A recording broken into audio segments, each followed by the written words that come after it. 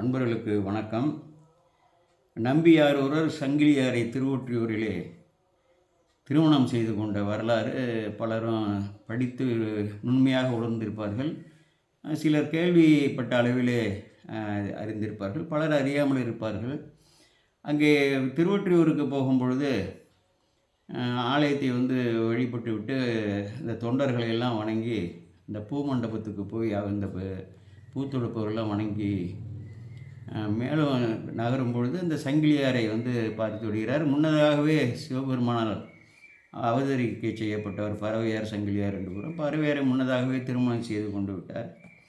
உடனே அந்த பெண் மீது இவருடைய மன உறுதியையும், இறைவனையே வழிபட வேண்டும் நாம் என்று சொல்லி இருக்கக்கூடிய மன உறுதியையும் உடைத்து அந்த பெண் மீது ஒரு ஈர்ப்பு ஏற்படுகிறது. அவர் யார் என்று அறிந்து கொள்கிறார். அப்புறம் பெருமான் அனுப்பிய இன்னொரு பெண் என்று பெருமானிடம் வேண்டுகிறார். பெருமான் சரி என்று அந்த பெண்ணிடம் சொல்கிறார். அவர் என்னை பிரிந்து விடுவார், ஆரூரில் தானே அவருக்கு விருப்பம் என்று சொல்ல, அவன் உன்னை பிரிய மாட்டேன் என்று ஒரு சபதம் செய்து கொடுப்பான் என்று சொல்லிவிட்டு சுந்தரமூர்த்தி சாமிகள்கிட்ட போய் அவள் உன்னை திருமணம் செய்து கொள்வதற்கெல்லாம் உடன்படுறா, ஆனால் நீ ஒரு சபதம் செய்து கொடுக்க வேண்டுங்கிற. என்ன சபதம்? முற்றியூரை விட்டு பிரிய மாட்டேன், அவளை விட்டு பிரிய மாட்டேன்னு நீ ஒரு சத்தியம் பண்ணி கொடுக்கணும்னு கேட்குறா. அப்படின்னோடனே இவருக்கு ஒரு அச்ச உணர்வு வருது. ஏன்னா பெருமான் பல திருத்தலங்களிலே வீட்டிருக்கக்கூடிய அந்த திருக்கோலங்களெல்லாம், வெவ்வேறு திருக்கோலங்களையும் நான் கண்டு அகமகிழ வேண்டும், போற்ற வேண்டும் என்று இருந்தமே இது ஒரு தடையாக இருக்கிறது என்று சொல்லி, இருந்தாலும் அதை அடைந்தே தீர வேண்டும் என்ற ஒரு எண்ணம் அங்கே இருப்பதால் அந்த விளைவு அதை மேலோங்கி செல்வதால் பெருமானிடம் சொல்கிறார், சரி சாமி, நாங்கள் அந்த பெண்ணை அழைத்து கொண்டு உங்கள்கிட்ட திருமணம் சத்தியம் பண்ண வரும்பொழுது நீங்கள் ஆலயத்துள்ள இல்லாமல் மகிழ மரத்திற்கு போயிடுங்க அப்படின்னு சொல்கிறார். சாமி சரின்னு புன்னகைத்து ஒப்புக்கொண்டு அந்த பெண்ணிடம் போய் சொல்லுவா. அவன் என் திருமுன்பு ஆலயத்துக்குள்ளே சத்தியம் பண்ணணுன்னு வருவான், அங்கே வராத, நீ மகிழ மரத்தின் கீழே சத்தியம் வாங்கிக்கன்னு சொல்லி அப்படி ஒரு திருவிளையாடல் செய்வார். அதுக்கப்புறமா மகிழ மரத்தை சுற்றி இந்த நான் வாங்க கோவிலுக்கும்பாங்க, இல்லை நீங்கள் மகிழ மரத்தின் கீழே பண்ணால் போதுன்னு சொன்னோன்னே சாமி பண்ண திருவிளையாடலை உணர்ந்துருவார். அப்புறம் 3 முறை சுற்றி சத்தியம் பண்ணி கொடுத்துருவார், நான் ஒற்றியூரை பிரிய மாட்டேன் என்று. அதன் பிறகு திருமணம் நடக்கும். அப்புறம் ஆரூர் இந்த சிந்தனை வந்துவிடும். ஆரூரில் பெருமான் திருவோலக்கத்தில் எழுந்து அருள் இருக்கக்கூடியது, பறவையார் பாடுதல், நடனம் ஆடுதல், மக்களுடைய அந்த மகிழ்ச்சி, இதெல்லாம் எண்ணம் வந்தோடனே அங்கே போகணுன்னு ஒரு எண்ணம் வருது. அப்போ இந்த பெண்ணுக்கு கொடுத்த சபதத்தை விட்டு மீறி அதை ஒற்றியூரை விட்டு கால் எடுத்து வைக்கிறாரு, கண் போயிடுது.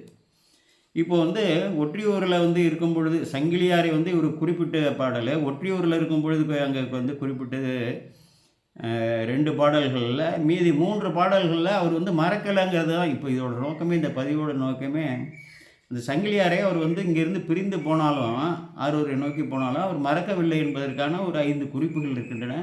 அதை மட்டும்தான் இங்கே பதிவு செய்ய போகிறேன். இப்போ அங்கே என்னென்னா, அந்த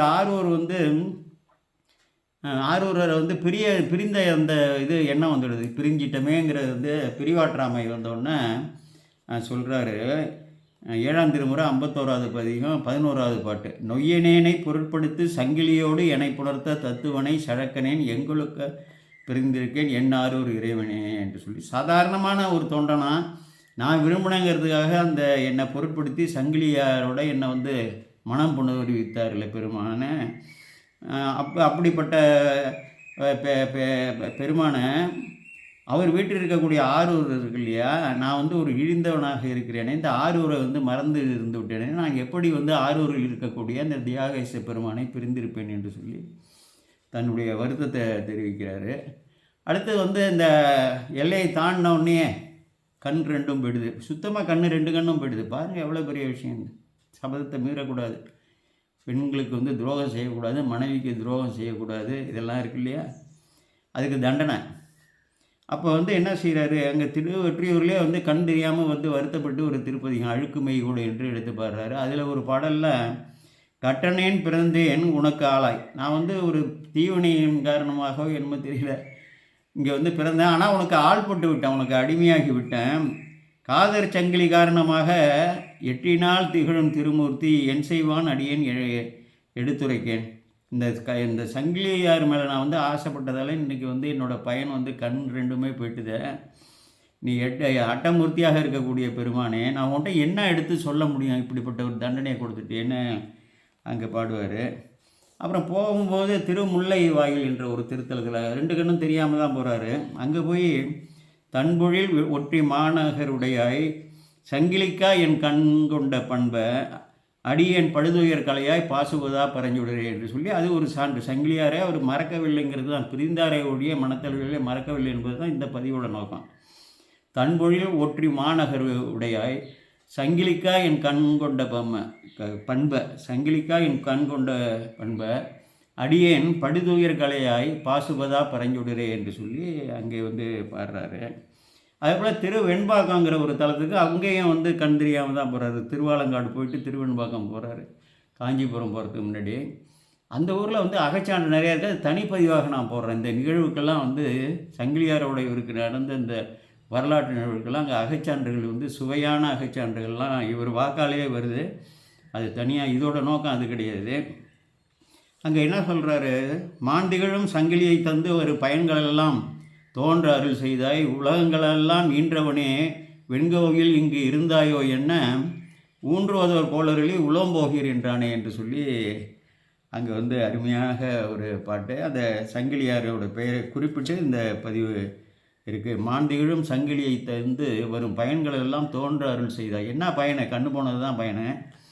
அப்புறம் திரும்ப வந்து ஒரு கண்ணு அங்கே இதில் காஞ்சிபுரத்தில் பெற்ற பிறகு பல திருத்தலங்களை எல்லாம் தரிசி நாம் செய்து கொண்டு அங்கே ஆரூருக்கு வந்து அப்புறம் பறவையாளர் ஊழல் தவிர்த்து கொஞ்ச நாள் தங்கியிருந்து பிறகு வந்து ஒரு தலைப்பயணமாக நாகைக்கு போகிறார்.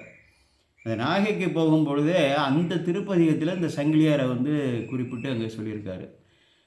பன்மயத்த மொழிப்பறவை சங்கிலிக்கும் எனக்கும் பற்றாய பெருமானே மற்றார உடையேன் உண்மையத்த உனக்கடியேன் குறை தீர்க்க வேண்டும் என்று சொல்லி கடல் நாகை காரணம் மேவி இருந்தீரே என்று சொல்லி பன்மயத்த மொழிப்பறவை சங்கிலிக்கும் பண்போன்று இசைத்து பேசக்கூடிய பாடக்கூடிய அந்த பன்னார் மொழி இசைமொழி பேசக்கூடிய பறவையாருக்கும் சங்கிலியாருக்கும் பற்றாய பெருமானே, நான் மட்டும் வந்து உன் மேலே பற்று இல்லை, நான் எந்த அளவுக்கு உன் மீது பற்று வைத்திருக்கிறோனோ அதற்கு இணையான பற்று வைத்திருக்கக்கூடியவர் என்று அவர்களை வந்து போற்றுகிறார். பன்மயத்த மொழிப்பறவை சங்கிலிக்கும் எனக்கும் பற்றாய பெருமானே மற்ற ஆரை உடைய, உன்னை தவிர யாருக்கு எனக்கு வந்து கடவுள் இருக்கா, உண்மையத்த உன்னடியேன் குறை தீர்க்க வேண்டும்னா அங்கே பொருள் நிறையா கேட்கும்பொழுது அப்படி சொல்கிறாரு. நிறையா எனக்கு பொருள் கஸ்தூரி கமிழ்ச்சாந்து பொண்ணு எல்லாம் கொடுத்தார்கள் இங்கே வினவக்கூடிய அப்படிப்பட்ட ஒரு பதியம். இதெல்லாம் நண்பர்கள் வந்து உய்த்து உணர வேண்டும். அடுத்து இதையெல்லாம் உள்ளடக்கி அங்கே நடந்த அற்புத நிகழ்வுக்கு சுந்தரமூர்த்தி சாமிகள், அதாவது திரு ஒற்றியூரில் சங்கிலியாரை இவர் வந்து திருமணம் செய்து கொண்டது, அந்த சத்தியம் செய்தது, பெருமான் திருவிளையாடலுக்கு ஆட்பட்டது, கண் தெரியாமல் போனதற்கெல்லாம் வந்து அகச்சான்றுகளை சுந்தரமூர்த்தி சாமிகள் வாக்காலே இருக்கிறது தனிப்பதிவாக பதிவிடுகிறேன் என்று சொல்லி இதுவரை கேட்ட அன்பர்களுக்கெல்லாம் எல்லா சிவமங்கள நலன்களையும் இறைவன் விளைவிக்க வேண்டும் என்று இறைஞ்சி கோமல் சேகராகினா விடைபெறுகிறேன். வணக்கம். சிவாய நம.